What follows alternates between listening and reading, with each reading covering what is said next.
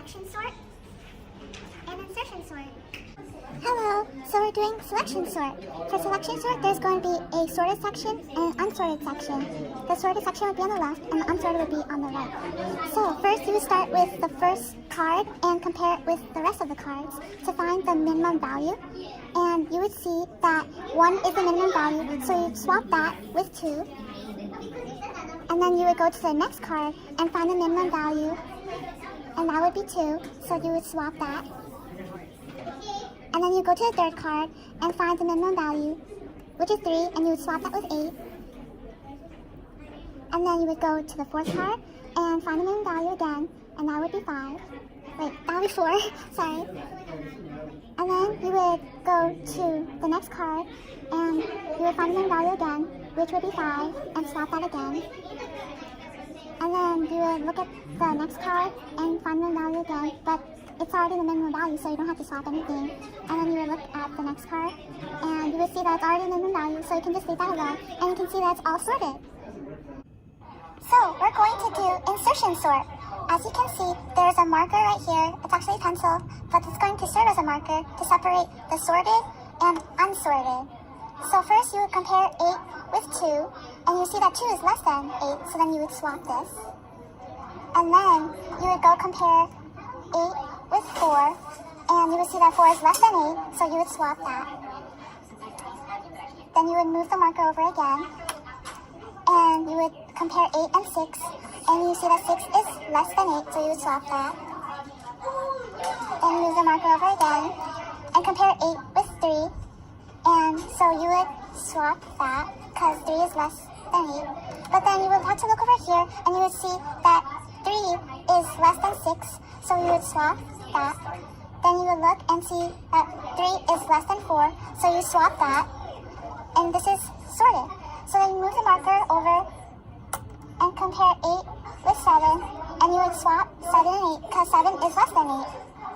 And then you would go over here again and compare 8 with 1, and 1 is less than 8, so you would swap that. Then you would look and see that 1 is less than 7, so you would swap. 1 is less than 6, so swap. 1 is less than 4, so swap. 1 is also less than 3, so swap. And 1 is also less than 2, so swap again, and then that's sorted. So then you would move the marker here and compare 8 with 5. 5 is less than 8, so swap. But then you would have to look at this side again, and 5 is less than 7, so swap. Then you would swap 5 and 6, because 5 is less than 6. And you would see that 4 is less than 5, so you would keep that the same. And then, as you can see, it's all sorted. Hello, my name is Ariel, and I'm going to be showing you how to do the bubble sort. Okay, so first, you take the first card, and you compare it to the one next to it, and see, 2 is less than 6, so you're going to keep it like that. And then, next, 6 is greater than 1, so you're going to switch it. 6 is greater than 5, switch. 6 is less than 7, you're going to keep that. 7 is greater than 4, you're going to switch that. And 7 is less than 8, so you're going to keep that. And 8 is greater than 3, so you're going to switch that. Okay, next, you're going to do it again. And then, so 2 is greater than 1, switch. 2 is less than 5, you're going to keep that. 5 is less than 6. 6 is greater than 4, switch. 6 is less than 7, 7 is greater than 3, switch that. And 7 is less than 8. And you're going to do that again. Okay, so these two are fine. This is 5 is greater than 4, switch. 5 is less than 6, 6 is greater than 3, switch, and these are fine. Okay, again, so this is fine. This, 5 is greater than 3, you're going to switch it. 5 is less than 6, 6 is less than 7, 7 is less than 8. So you're going to do it again. So, 1 is less than 2, 2 is less than 4, and 3 is less than 4, so you're going to switch that. And it's in order now. And I'm going to be doing quick sort. And first, we have an array of assorted numbers, so we choose a pivot, and first choose 3 and put it in the center. And then you put the smaller values to the left, and then the larger values to the right. So we'll start here.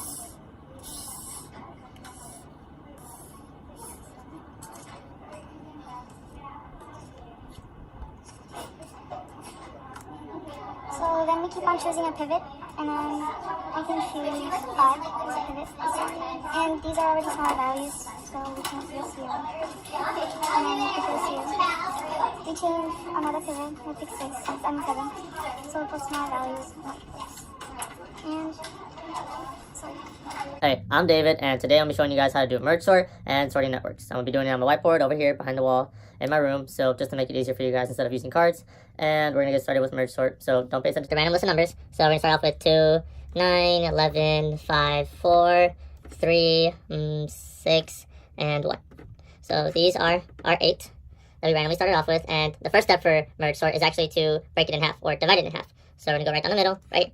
So we have 4 on this side and 4 on this side. Alright, and so then for the next step in merge sort, you want to write them down. So we have 2, 9, 11, 5. Don't mind the bad handwriting. I'm not too good. 4, 3, 6, and 1. So those are our 2 piles. And then the next step in merge sort is you want to also divide those piles into smaller piles of pairs. So now you want to split this up in 2 and that in 2. So now we're going to have 2, 9, 11, 5, 4, 3, 6, and 1. And now these are our piles, our pairs. And then the next step you want to do is actually put the pairs in order. So 2 and 9, they're already in order. 2 is less than 9. But for 11 and 5, 11 is greater than 5, so you want to switch that. 5, 11. Oh, that's terrible. Let me erase that one. Alright, 5, 11. 4 is greater than 3, so you want to switch that. 3, 4, and 6 is greater than 1, so you want to switch that. Alright, so now we've arranged our pairs. So now what we want to do is actually bring these pairs together again, and these together again. So once we bring them together, we also want to arrange them in order. So you want 2, 9, 5, 11, 3, 4, 1, 6, and I'm just rewriting them to show you guys the difference, but you guys don't need to rewrite them. You guys can just merge them together, already sorted. So 2, 5, 9, 11, and then 1, 3, 4, 6. And so now we have this half sorted, and we have this half sorted. And so now the final step is you just merge this half with this half and write your final list. So we have 1, 2, 3, 4, 5, 6, 9, and 11. And that is merge sort. Alright, so this is a sorting network. So we're going to start off with 11, 25, 9, 13, 60, and 42. That 60 looks bad. I'll just rewrite that one. Okay, so we have 11, 25, 9, 13, 60, and 42. And with a sorting network, you want the lowest digits to start on the left so that we have it in order from smallest to greatest. So there's a lot of arrows here, and we're going to get started with the first step, which is just to move the digits from the circles that they were in to the boxes. So pairing them up almost. So 11 and 25 are here. Then you move the 9 and the 13 up, and the 60 and the 42. Alright, so now we have them in their first boxes. And what we want to do with these is that since we have an arrow going up and an arrow going to another box, we always want to send the lowest number to the left side and the bigger number to the right side. So we want to send the 11 up here, and we want to move the 25, follow the arrow to the middle, 25. Then we go and move over to the next box. The 9 is the lowest, so we want to send it to the left arrow, 9, and the 13 is the biggest, so we follow that arrow, send it over here, 13. Over here, we have 60 and 42, smallest is 42, so we move that over here. Then move the 60 just up. You want the bigger numbers to be over here. And then we're going to really just repeat that process until we get to the top, which is a little different. Alright, so then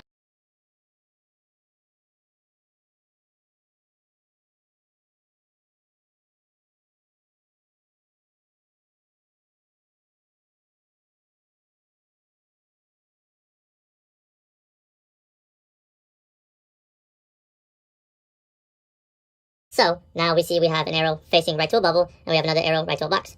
So the lowest digit in that box, which would be here, 9, would move right directly up to this bubble, because we're looking at the smallest digits on the left side.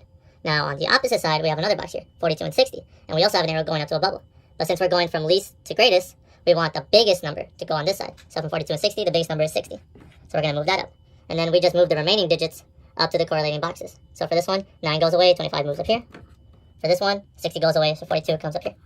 And then for the middle, we do the same thing that we've been doing for the previous steps, which is the lowest number goes to the left, the bigger number goes to the right. So 11 over here, and 13 goes over here. Alright, so now we're going to be doing the same thing again. So we have a box and a circle, a box and a circle.